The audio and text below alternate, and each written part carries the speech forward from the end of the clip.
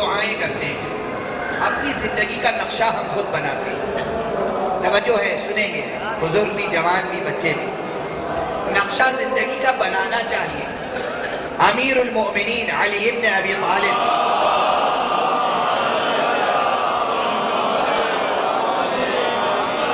علیہ الصلاۃ والسلام نے فرمایا ہے، اوصیکم نظم امرکم، میں وصیت کرتا ہوں، نصیحت کرتا ہوں، تاکید کرتا ہوں، اوصیکم نظم امرکم، کہ تم اپنے تمام معاملات کی تنظیم کرو، منظم کرو، پروگرامنگ کرو، پلاننگ کرو۔ زندگی بغیر منصوبہ بندی کے درجہ کمال تک نہیں پہنچتی۔ پورے شعور کے ساتھ زندگی کی منصوبہ بندی ہونی چاہیے۔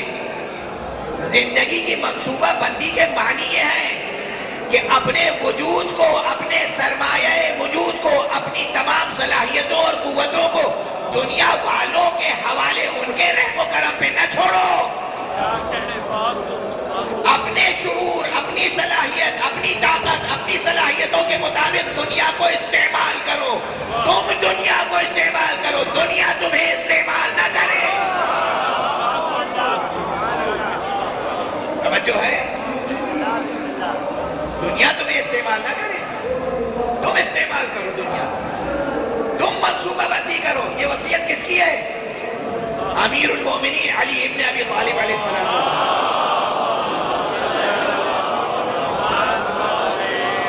ہر فرد اپنی زندگی کا منصوبہ بنائے، اپنے بچوں کو سکھائے کہ منصوبہ بنانا ہے، زندگی کو پربار و پرثمر بنانا ہے، شجر سایہ دار بنانا ہے۔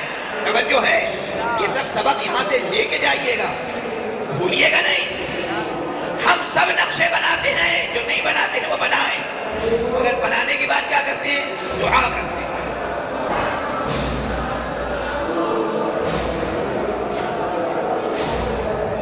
دعا کرتے ہیں۔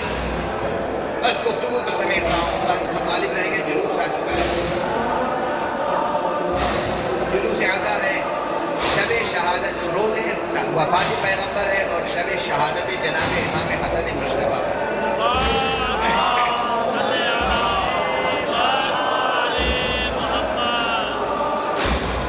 گفتگو کو سمیٹ رہا ہوں، اب ادھوری تقریر رہ جائے گی، انشاءاللہ نجف کی تقریر میں مکمل کروں گا یہ مسئلہ۔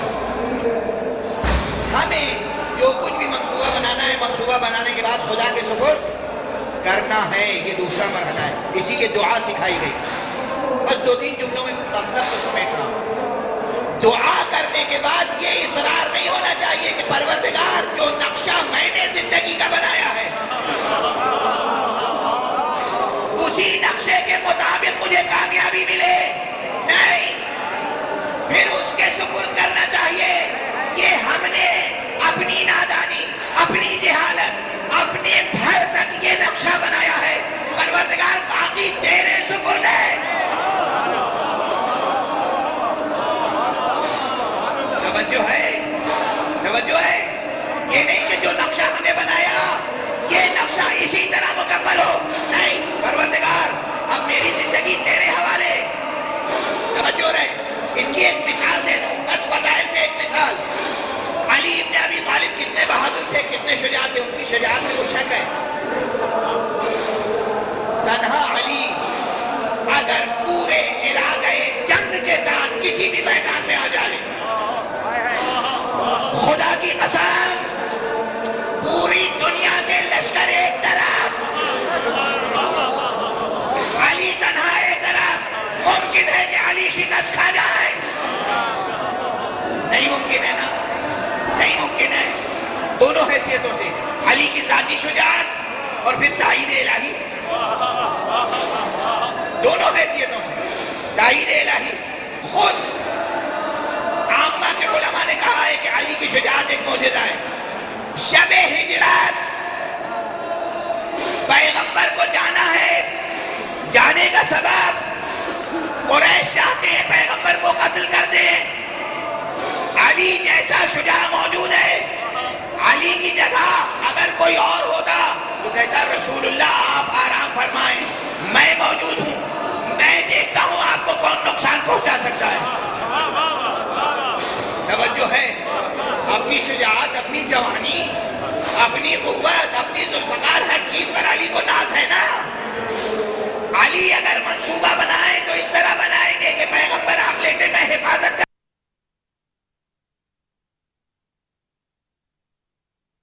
کرتا ہوں، مگر علی نے اپنی قوت، شجاعت، ہر چیز کو سپرد کر دیا خدا کے.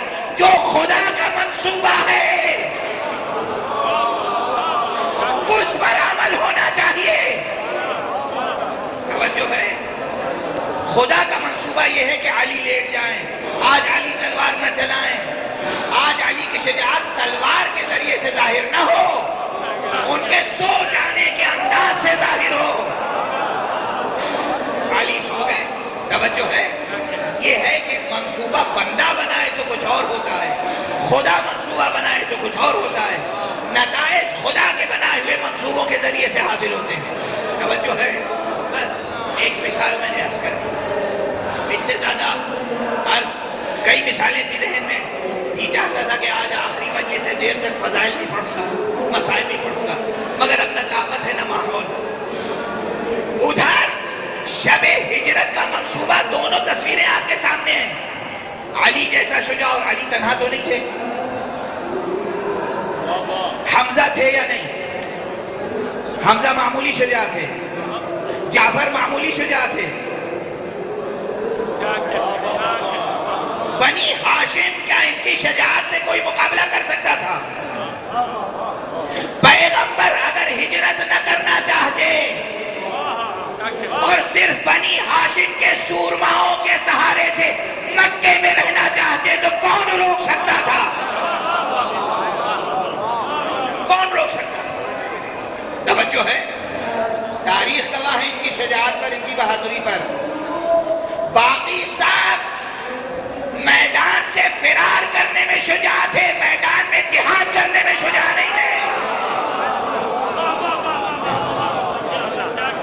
تاریخ، میری تاریخ، کھلی تاریخ، واضح تاریخ، روشن تاریخ.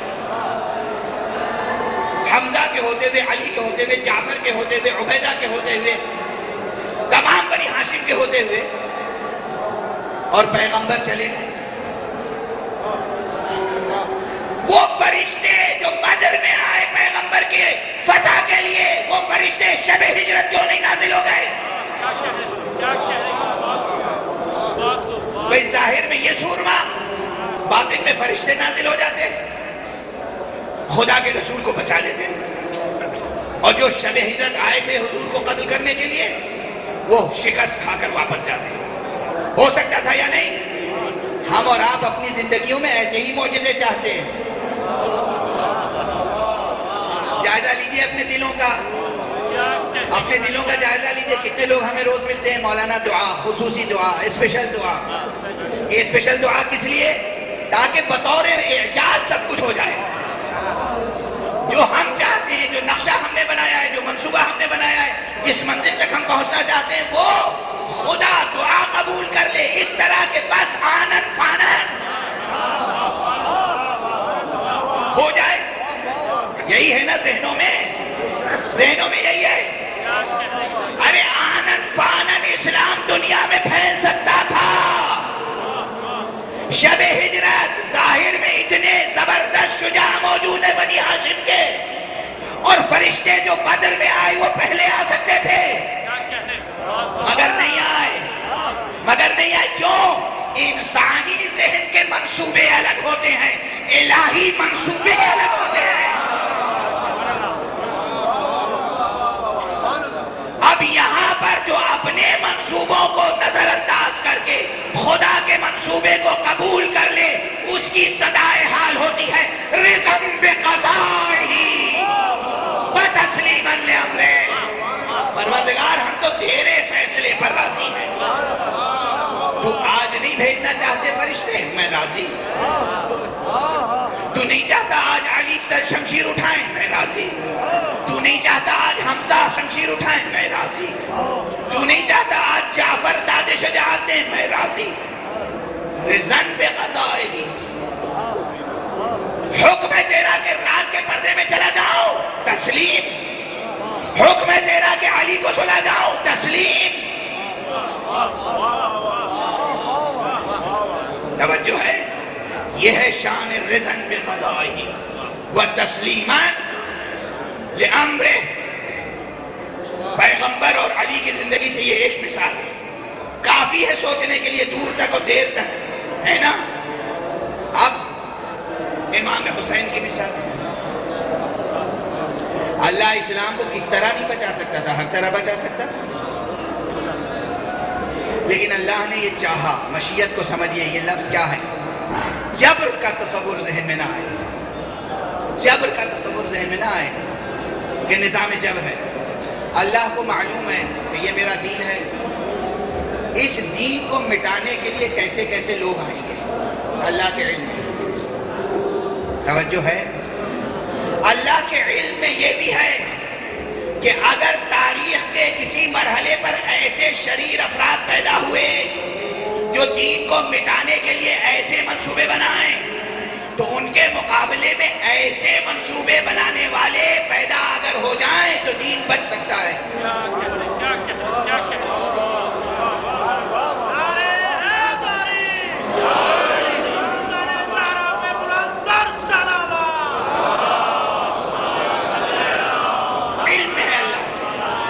اللہ کے علم ہے کہ یزید تخت پر آئے گا، یہ نہیں کہ اللہ کی خواہش ہے کہ یزید تخت تک پہنچے، فرق ہے دونوں میں. اللہ کے علم میں ہے کہ یزید تخت پر آئے گا، اللہ کے علم میں ہے کہ اگر یزید کی خباثتوں کو مٹانے کے لیے اور اسلام کو سرفرازی عطا کرنے کے لیے کوئی کربلا کے بن میں شہید ہو جائے تو دین بچ سکتا ہے. یہ اللہ کے علم میں ہے. اللہ کے علم میں ہے کہ وہ اٹھنے والا کوئی اور نہیں ہوگا، حسین ہوگا. اللہ کے علم میں ہے کہ حسین اپنے ساتھیوں کے ساتھ شہید ہو جائیں گے. ان کے تذکرہ شہادت کو پھیلانے کا کوئی اور طریقہ نہیں ہوگا سوائے اس کے کہ حسین کے گھر کے اہل حرم، حسین کے اہل حرم اسیر ہوں،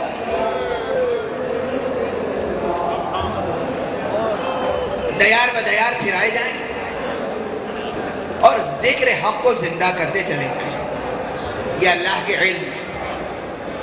اللہ کے علم میں جو چیز ہے، جو قضاء الہی ہے، اسے حسین نے اپنا حسن اختیار بنا لیا. توجہ ہے؟ پروردگار تیری یہ مرضی ہے کہ اسلام بچے، میں بچاؤں گا اسلام. تو جانتا ہے کہ قربانی دیے بغیر اسلام نہیں بچ سکتا، میں قربانی دوں گا. حسین نے اپنی خوشی سے قضاء الہی کو قبول کیا ہے.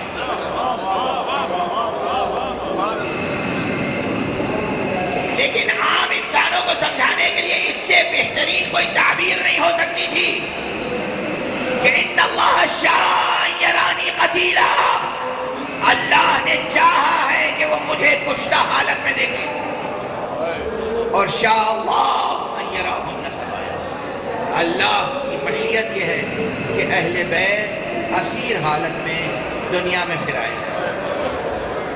بس گفتگو تمام ہو گئی، گفتگو تمام ہو گئی.